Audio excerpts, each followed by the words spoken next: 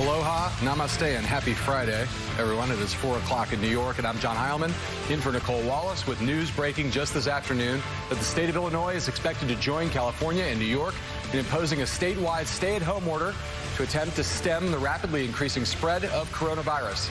That means more than 70 million Americans, and counting, now find themselves under instruction to stay out of their workplaces, off the streets, and in their domiciles, except for essential work and activities. California's Governor Gavin Newsom led the charge last night, effectively shutting down the most populous state in these United States on the basis of official projections that without extreme social distancing, roughly 56% of the state, or more than 25 million people, would become infected with coronavirus over the next 8 weeks. And this morning, New York Governor Andrew Cuomo followed suit with similar measures. Cuomo has for days resisted issuing a stay-at-home order, but in a press conference this morning, he announced that the new statewide policy, which takes effect on Sunday night, became essential, unavoidable, in order to prevent New York's healthcare system from breaking. I said from day one, this is science and math. Watch the number, watch the trajectory. You have the density control valve. The number starts to go up, tighten the valve. If the number doesn't slow down, tighten the valve more. If the number doesn't slow down, tighten the valve more. If the number doesn't slow down, close the valve. We're closing the valve. We're going to take it to the ultimate step, which is we're going to close the valve, all right? Because the rate of increase in the number of cases portends a total overwhelming of our hospital system. We have been calling New York ground zero for coronavirus, and today confirmed cases in the state surpassed 7,000, with more than 4,000 of them, that's roughly a third of the national total, concentrated in New York City, where Mayor Bill de Blasio says the hospitals are already facing a crisis of resources, poised to run out of critical equipment within 2 or 3 weeks. That's increasingly a problem from coast to coast, as more than 16,000 coronavirus cases have been confirmed nationwide, with a death toll that's now surpassed 200. Joining us now from my hometown, Los Angeles, the mayor there, Eric Garcetti. Mr. Mayor, nice to see you. Nice to see you too, John. You and I were texting last night around the time that this order statewide came into place. Give us a sense of how things are looking out there a little less than 24 hours after the decision was made and the order was announced by Governor Newsom. Well, you know, we have it working. Folks are not on the streets. Besides critical workers, they've been already, I think, going home before the order was given here in Los Angeles and then statewide. I applaud the governor for doing that. It was the right thing to do. Northern California had done it. I called him and let him know we were going to be doing it as well. And look, when it feels wrong, it's the right time to do it. By the time it feels right, it's too late. And my advice, I just got off a phone call with a couple hundred mayors around the country, is do this now. Right. I think we all fantasize there's a moat around our city, a protective shield. Every single place it is now coming to, and the sooner you can do this, the better off you're going to be, and the quicker you're going to get out of this. You and Governor Newsom, it sounds like, on the basis of what you just said, worked pretty closely together on this. I mean, obviously here in New York City and New York State, we have a slightly different situation. We have a mayor and a governor who don't always see eye to eye. You and Newsom and Gavin have worked together pretty closely on a lot of things. It sounds like you were headed in this direction, maybe even ahead of him on the statewide level. Is that what I heard you just say? No, look, I think we're an hour earlier, but it's not about who's first. It's about the right decision. Right. San Francisco did it a couple days earlier with Santa Clara and other counties. The night before that, we had done it with bars and restaurants. This isn't a contest politically. Right. This is a public health emergency that I would implore every political leader to get to as quickly as possible. And I appreciate some of the language you use. This is not a shelter in place. That's the wrong term. And thank you, MSNBC, for not using that. That's a school shooting thing that says stay where you are. This is not a lockdown, because people can still walk. They can be healthy. They can connect with friends over the phone. And many critical workers are still working. But this is, looking at history, 1918 shows us places that act slowly had many more deaths. Those that acted quickly had many fewer. If you believe all human life is precious, do this now. And those who would say the economy can't take it, the economy can't take more cases.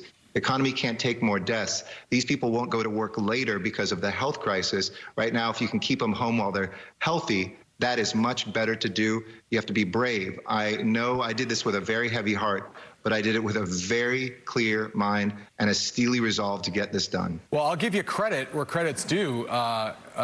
Mr. Mayor, you were the one who said to me last night as we were communicating about this, you corrected me by saying shelter in place was the wrong language and that stay at home was the right language, and I took that to heart. And I think it's important because here in New York and in any place that's either already gone into one of these modes or is about to or considering going into, there's a lot of concern on the part of citizens, obviously, that about what this will mean for them, about what the exceptions are, about how the enforcement's going to work. Will they get arrested if they go outside their house to walk their dog, if they go to the grocery store? And I think the starting point for getting people to feel comfortable with this is using the proper language, stay at home, rather than shelter in place. But talk a little bit about those exceptions and how it's going to work there in your city, because I know a lot of Los Angelinos, even with the right language, are right now wondering like what their life is going to look like. And I'm going to talk to you in a second about for how long, but let's just stay with what it's going to look like, what the exceptions are, and how enforcement works first. So broadly, you know, it's about what you can do as much as what you can't do. And let me start with psychologically how it feels. We know the first couple of days this will be extremely jarring on top of a lot of the economic dislocation people are feeling.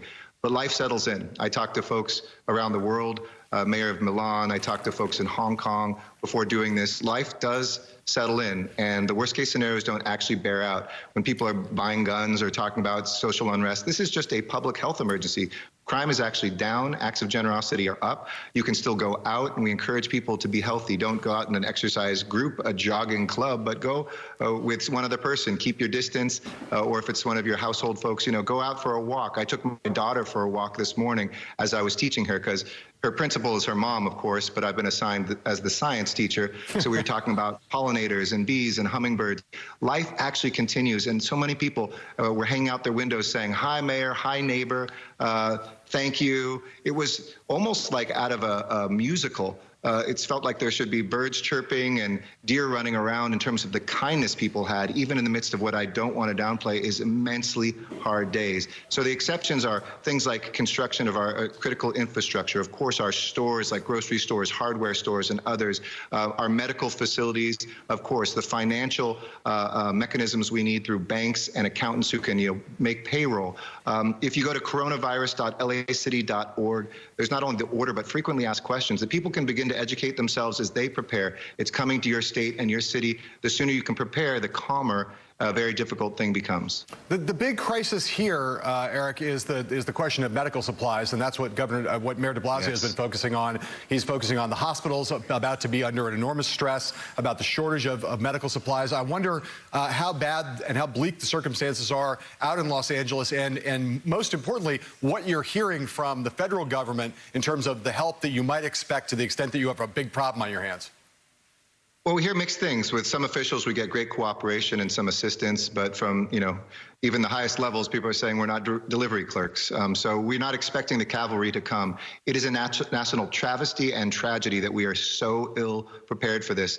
And I do believe there could very likely be a second spike when the flu season picks up again in October, November, December, especially if we're successful in pushing out the curve and fewer people getting sick in our cities. And we need to be prepared for this also 6-7 months from now. But in the meantime, LA has a very special role. LA and Long Beach ports bring about 43% of the goods into America. We have longshore workers who are doing heroic work, warehouse workers, truck drivers, bringing in supplies from around the world and around the country. We're also a manufacturing center, so we've gone to our apparel industry, one of the areas that we still have in America, some apparel manufacturing, asking them to step up as well. We just got 5 million masks. We're giving those not just to first responders and medical personnel, but to some of our grocery clerks to protect them and make sure they can show up to work healthy.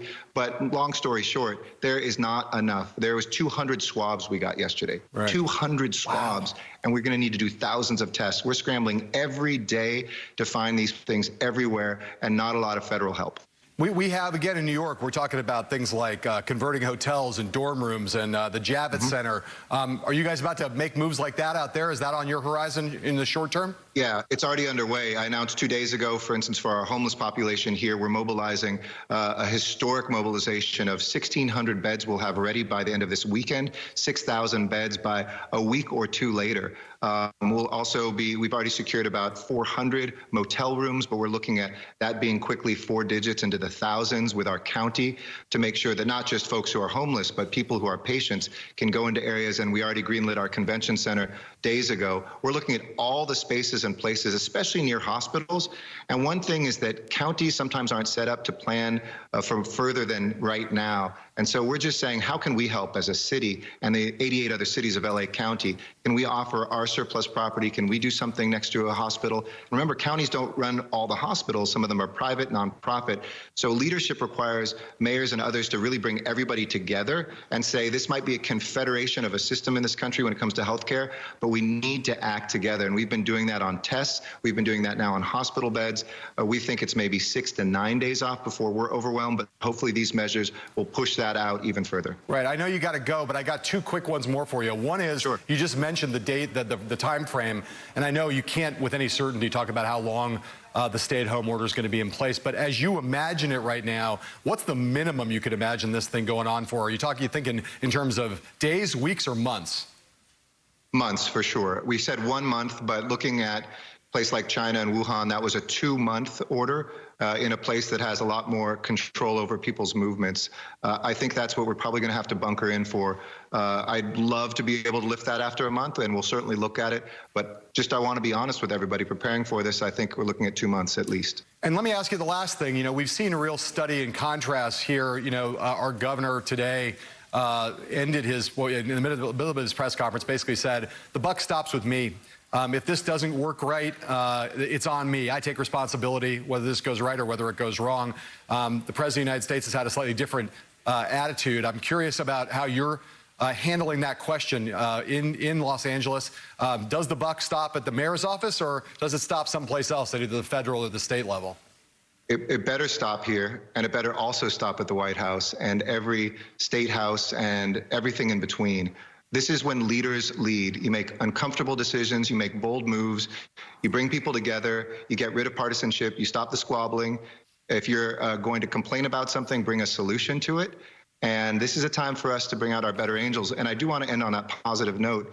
As tough as we've seen some of the political leadership be, I've seen more leadership from everyday Americans than I've ever seen in my life. This was the toughest day I've been an elected official yesterday in my life.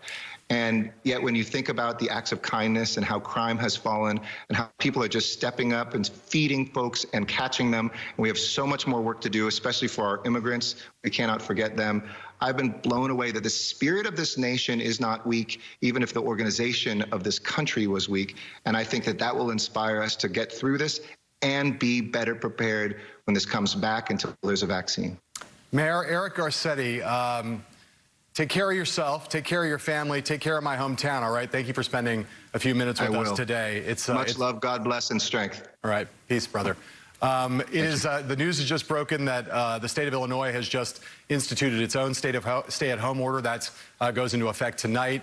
So we now have 3 giant states just today in the last 24 hours announcing that that in those states the people are meant to stay home except in circumstances where essential work or essential activity is in play. You can see there the Illinois governor, Governor Pritzker, announcing that order goes into effect, as I said, tonight in Illinois. So let's bring in now, to continue this conversation, Dr. Peter Hotez, the director of the Center for Vaccine Development at Texas Children's Center in Houston, and MSNBC contributor Kimberly Atkins, senior correspondent for Boston's public news station WBUR. Thank you guys for spending some time. Dr. Hotez, I want to ask you, having watched the White House, we haven't played any of that sound yet today, but having watched Donald Trump today in the White House, try to help me if you can. Is it your sense right now that the government, the Defense Authorization Act, that there's some lack of clarity about this, whether the president has turned on the switch here or whether that still remains to be done? Yeah, I don't know the inner workings of that arrangement, but first of all, I'd like to say that I was really impressed with the mayor of Los Angeles' comments. It was, you know, he he, of all my talking points, he hit just about all of them, and that was a great example of what we want to hear from mayors across the nation. So congratulations to the mayor. But one of the things that there are 2 points that I would like to add on to that I think are really important to stress right now. I think one is we have a vulnerable group of hospital workers, frontline healthcare workers right now, physicians, nurses. They're getting exposed to this virus at very high levels. We're starting to see a number of illnesses among our healthcare providers. This is our weakest link nationally. We've got to figure out a way to get them the protective equipment and also implement some new therapies, prophylactic therapies, including antibody prophylaxis, which is possible, what I'm calling pre-exposure prophylaxis. That's one of the things that I'm pushing very hard now on the White House and the FDA to really take on. The second piece, and when no one's really talking about this very much, is the extraordinary impact on the mental health of America. We're hearing stories more and more about how what's playing out right now is unmasking a lot of depression, a lot of psychiatric morbidity because of this. We should not underestimate this. In my opinion, the mental health impact of this epidemic is almost as great as the toll from infectious diseases, and I'm an infectious disease expert. So we've got to figure out a way to provide low-cost mental health care through phones, through Skype, through all of our mechanisms to get us through this social isolation, because I predict that unless we have some intervention, we're going to start to see a big increase in suicide rate in the United States and possibly other evidence of psychiatric morbidity. So I think those are the 2 things that I really want to push right now, taking care of our healthcare workers and looking after now the mental health of Americans. We can't underestimate that. So Kim Atkins, let me, on the first of those points, at least, taking care of the healthcare workers, this question of medical supply, the medical supply emergency, we hear in all of these cases, and particularly here in New York, where Mayor de Blasio basically has been pushing to get a stay-at-home order in place because he's fearful about the medical supply problem. Governor Cuomo cited that today. We heard Mayor Garcetti talking about the problems in Los Angeles, and now Dr. Hotez citing it again. I want to read to you from the New York Times today at the end of the president's press conference. New York Times says skepticism over Trump's claim that he has put the Defense Production Act in motion. Here's what this story says. Mr. Trump claimed at his news briefing on Friday afternoon that after invoking the act on Wednesday, he'd begun using it when the government ordered millions of masks and other supplies. But the president did not say how this was different from the government's previous efforts to encourage production of masks in partnership with private companies, including Honeywell and 3M. So people are really confused. There's also been some reporting about some conversation that Trump had with Chuck Schumer. Can you help us understand, Kimberly, what is going on with this very vital question? It is a vital question, and there is that uncertainty, and it's very clear, it should be clear to people the difference between just acting, telling people to go out and produce more of this equipment and directing governors and other state officials to seek it out and buy it, than for the president to invoke the powers under this act, which would give him the power to direct manufacturers to say, hey, stop producing what you're producing right now, and instead produce things like face masks, respirators, and other things under the auspices of the government. They're 2 very different things. As you said, governors as well as lawmakers on Capitol Hill have been calling for the president to do this for days because it is very clear, both from local officials and from healthcare professionals, that most most hospitals and other healthcare providers are operating with weeks worth and sometimes days worth of equipment. Some have run out altogether, and so that is of the utmost importance. You also have from private industries people saying, look, we can, if we have that support from the government, we can produce things like face masks. We can use 3D technology to try to produce some of this stuff. So it's there waiting to happen. It just takes the president taking that final step, which, as you said he did, but it seems unclear still at this hour. Dr. Hotez, I want to stay on this topic before we let you go.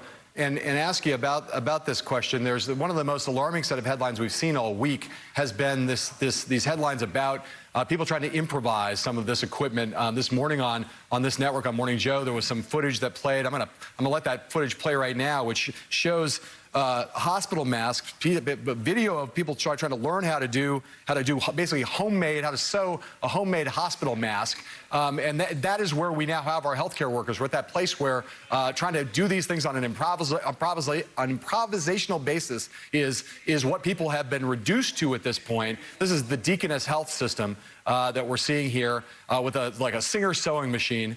A woman here kind of showing you how to do it do a homemade hospital mask. So it raises a couple questions. One, is this really, given your expertise, is this genuinely safe to go about making these kind of homemade masks? Is that safe, number one? And number two, given the demand that we're facing currently and the demand we're about to be facing, no matter what the federal government does at this point, can we catch up? Yeah, so this is absolutely devastating. You know, these kind of homemade masks, which is what this is, the problem is you don't have quality control. You don't know really if this is adequate or not. In some cases it may be, in some cases not. You know, today or tomorrow is going to be match day. It's usually a big celebration in medical schools when the medical students, I find out where they're going to do their residencies in medicine or surgery or OBGYN.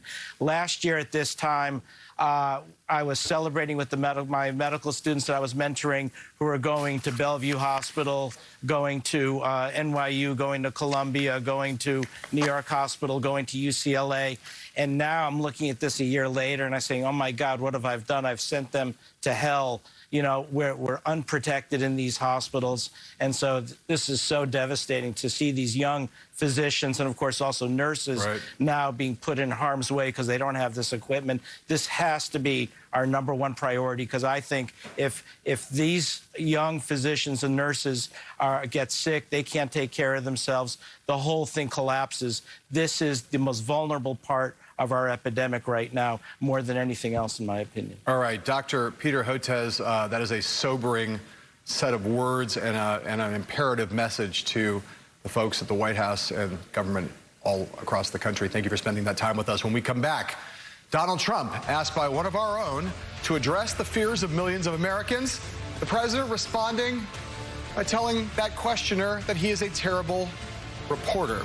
Leadership at its most appalling. And as Trump fails every test put before him, there are governors across the country passing with flying colors. We will look at some of them. Plus, congressional profiteering off of this crisis? That is the accusation being made today. We will take a look. Coming right up. Dr. Fauci said there is no magic drug for coronavirus right now, which you would agree. I guess on this issue, I think we only disagree a little bit. I'm sorry. I disagree. Maybe and maybe not. Maybe there is, maybe there isn't. We're going to know. Is it possible that your impulse to put a positive spin on things may be giving Americans a false sense of hope? No, I don't think so. Misrepresenting preparedness right now. No, I don't think so. Look, it may work and it may not work. And I agree with the doctor, what he said. May work, may not work. I feel good about it. That's all it is, just a feeling. I'm a smart guy. I feel good about it. And we're going to see. You're going to see soon enough. What do you say the Americans were scared, though? I guess nearly 200 dead, 14,000 who are sick, millions, as you witnessed, who are scared right now. What do you say to Americans who are watching you right now who are scared?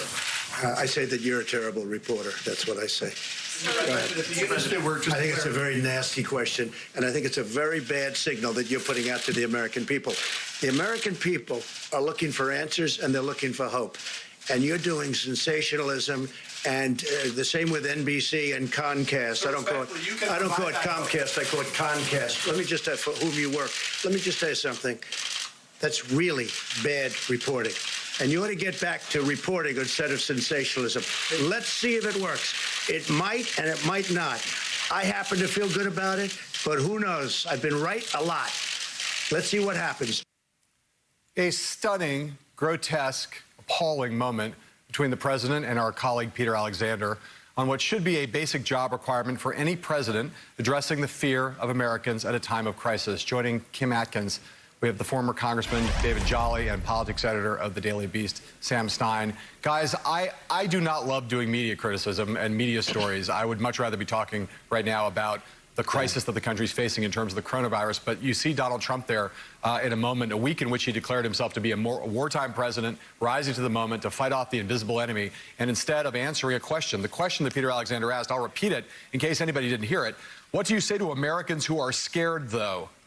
Nearly 200 dead, 14,000 who are sick, millions, as you witnessed, who are scared right now. What do you say to Americans who are watching you right now who are scared? The fairest question, the most reasonable question, and the most easily anticipated question that a journalist would ask the president in this moment, and the president chooses to attack Peter Alexander and say that he's a terrible journalist. Later on said he's not a good journalist when it comes to fairness. I'll start with you, Sam Stein. Well, go. Yeah, I mean, it's not exactly a high and tight fastball, exactly. It's a fairly anticipated question.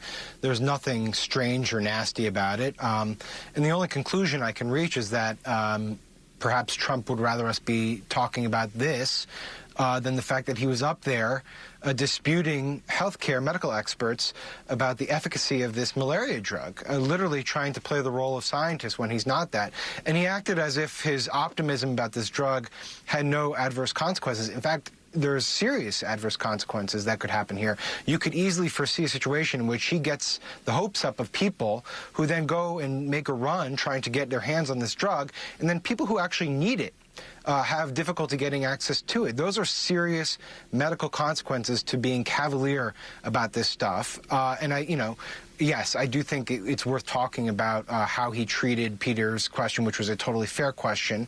But I don't want to lose sight of the fact that what he was doing there is dangerous and ethically dubious, and we shouldn't take our eye off of that very important point. Yes, of course. And David Jolly, the president says, well, I feel good about this drug. I feel good about it. Governor Cuomo today, talking about treatments, said, well, this is all about science. Donald Trump apparently thinks it's all about his feelings. But you tweeted today that you thought this was a full meltdown by Trump in this press briefing. There's so many things to address in it. The attack on the press, the attack on our colleague, and the stuff that Sam just mentioned. I'll give you as a potpourri. Take your pick about what you want to address first. Well, look, Peter was actually being generous in the way he approached this question to the president, because the predicate for the entire story is the president of the United States disputes the nation's leading health expert on whether or not there is a therapeutic available to address this pandemic virus. Donald Trump is saying something different than the leading health experts. And Peter was being generous in saying, Mr. President, you have millions of Americans scared and your message is not clear. How would you like to reconcile that? The meltdown, I think, is occurring, John, because Donald Trump knows this has gotten away from him, and he can't spin his way out of this. It is clear. And what I would offer in this moment is where leadership fails us, we have to assume the mantle of leadership ourselves. We do have to practice stay at home. We have to amplify the message of our national health experts. We have to rely on pastors who are saying we're not going to have church services, and schools who are shutting down, and governors who are saying we are closing all essential businesses, because that's what's required in this moment. What Donald Trump is unwilling to tell the American people is that this is going to get much worse, and that the answer to this is not as simple as he wants us to believe it is. And what Donald Trump also won't tell us is that the economic impact is far worse. The $1 trillion bill on Capitol Hill is not going to fix it. The fix is going to be somewhere to the magnitude of $5 trillion. On the health side, what is required is a national lockdown. Leadership in this moment is failing us by not being honest with the American people about that. There are things outside of the reach of Donald Trump that he simply can't control. We understand that as a nation, but we need leadership who is honest, who is disciplined in their message, and who is willing to make the hard decisions on behalf of us, the people they lead, in this moment to protect both our health and also the economy that we will rely on for years to come. Kimberly, Peter Alexander doesn't need a defense from me. His work speaks for itself. He's unerringly fair.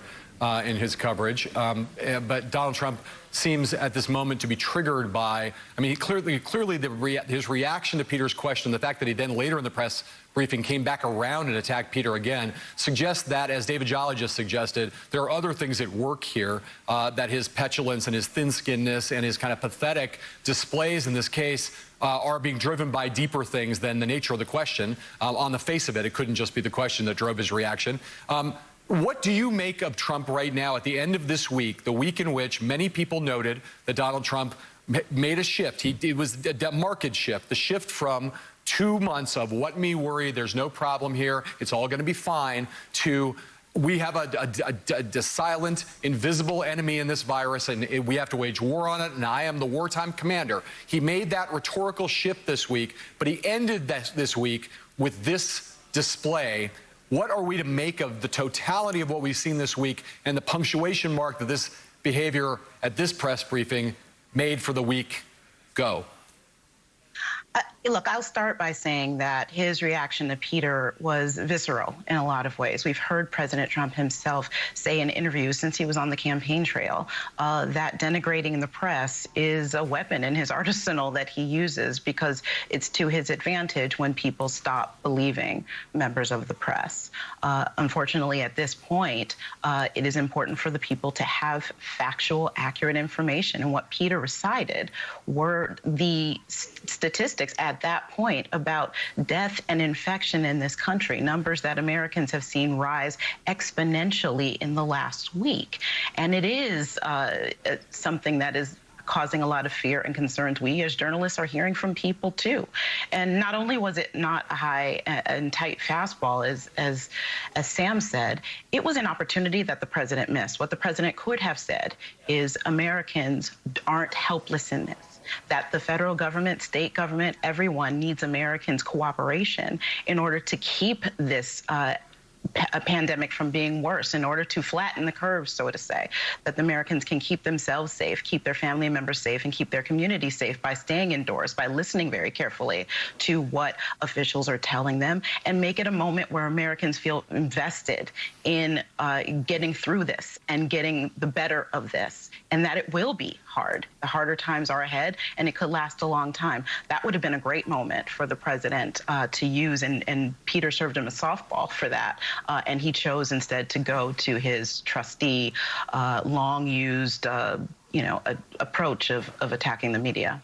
I just want to put up one thing. We're going to take a break in a second, but I want to put a picture up of someone who was in the White House press briefing room today. Can we show this this gentleman, please? Put up the picture of. There he is. That's Sean Spicer.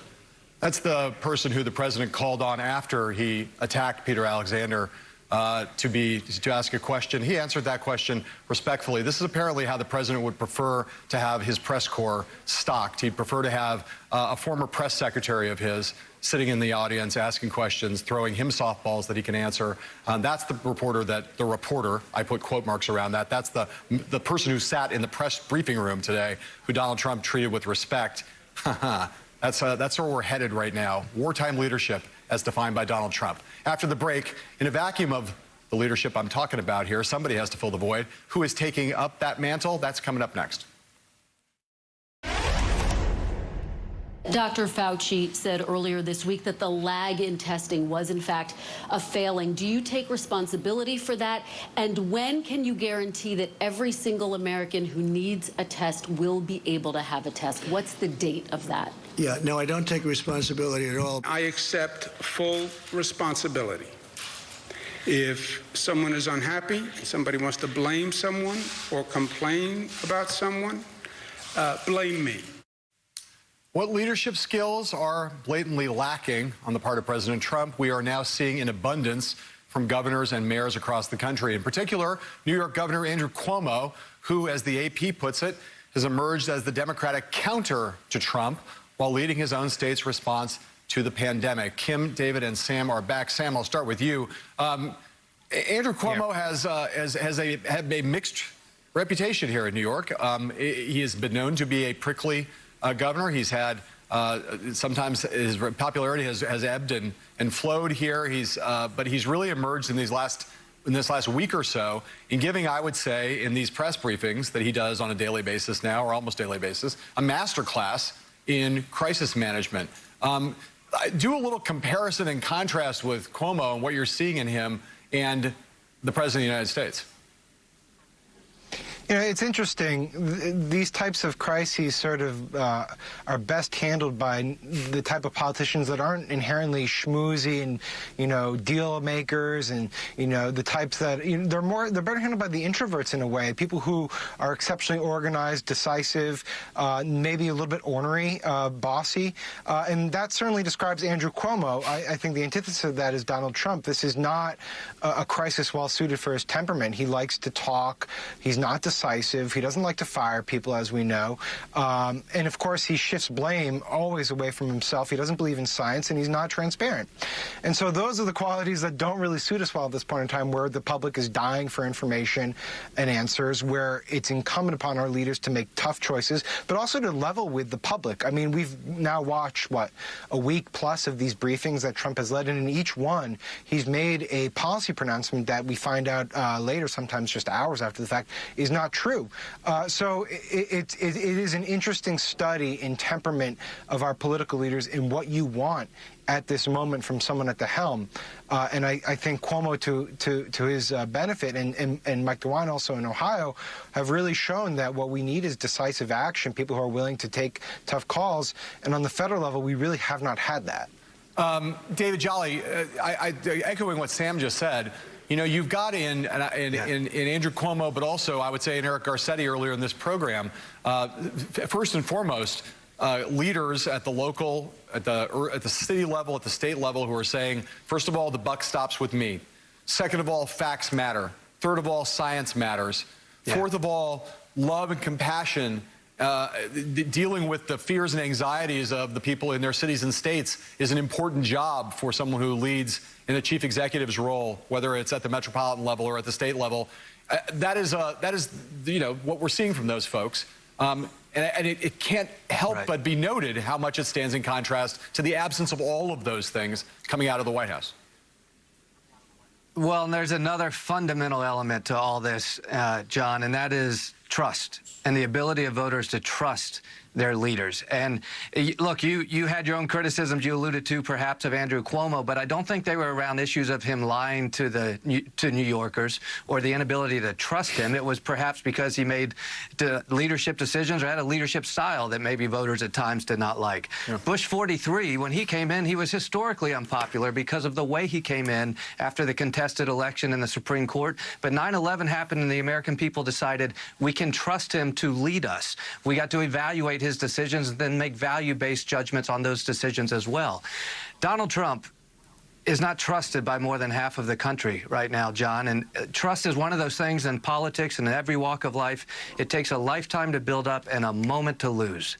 And Donald Trump, if he had any trust in that reservoir of goodwill, he lost it repeatedly, time after time after time, from the time he was a candidate to becoming president, when he would lie to the American people and get caught. And as Sam said, you can go through the last week of press conferences, promise after promise that actually later turns out not to be true.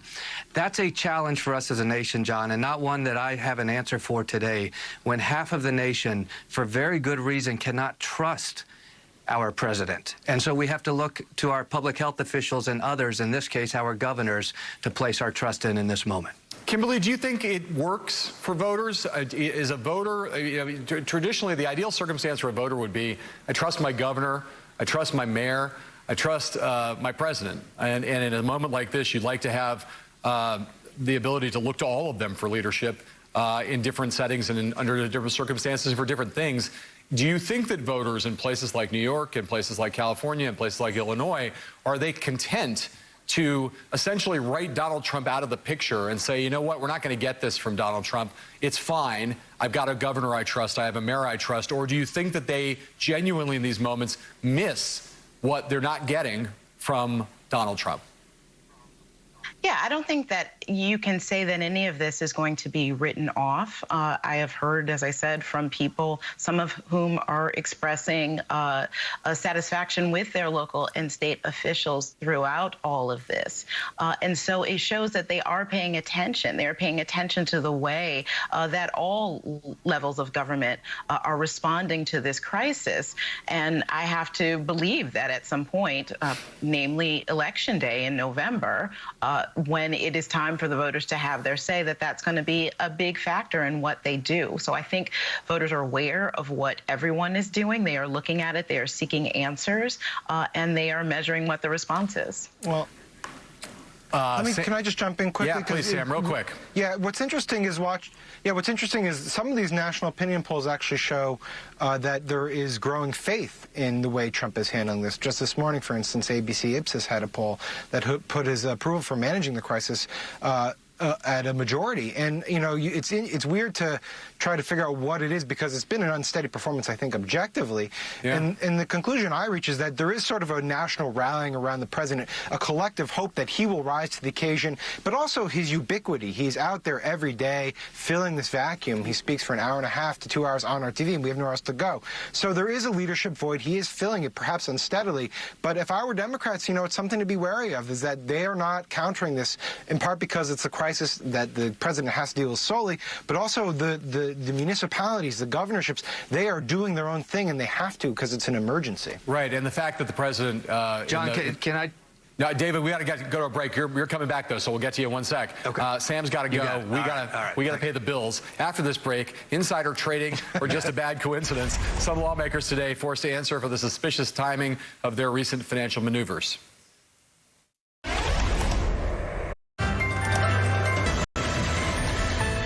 A number of United States senators today are being forced to explain suspiciously timed stock transactions. ProPublica discovered, and NBC News confirmed, North Carolina Republican Richard Burr, quote, sold off a significant percentage of his stocks, unloading between $628,000 and $1.72 million of his holdings on February 13th.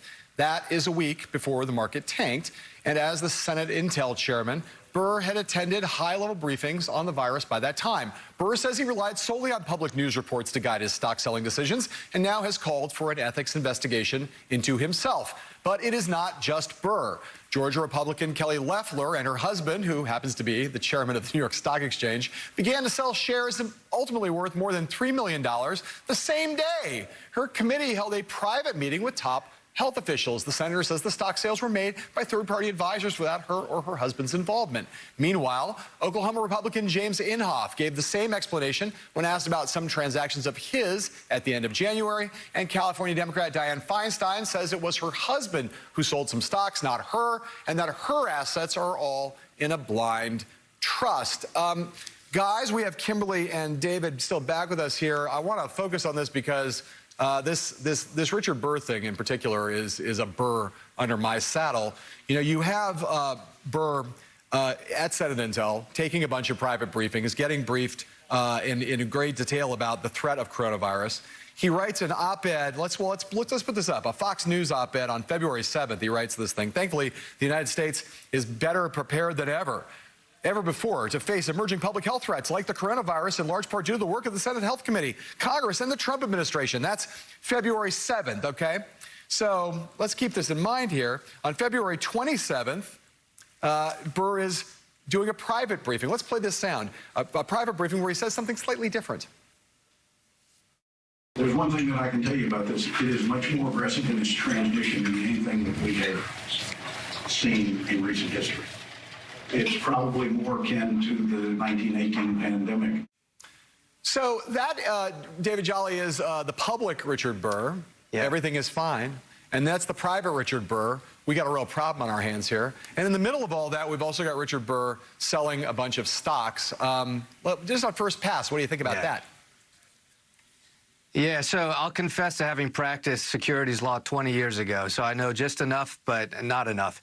The damning part of that tape, John, is it shows that Richard Burr knew he was in possession of what is called material non-public information at the time in which he was being recorded. And That is the standard for insider trading, classic insider trading, and it can be criminal, which is if you are in possession non-public information about something that would affect the stock price, in this case, across the board. But as we know with Richard Burr, he unloaded hospitality stocks. He had a precise knowledge that, in fact, it would hit this particular sector. If you trade on that material non-public information, you are guilty of insider trading.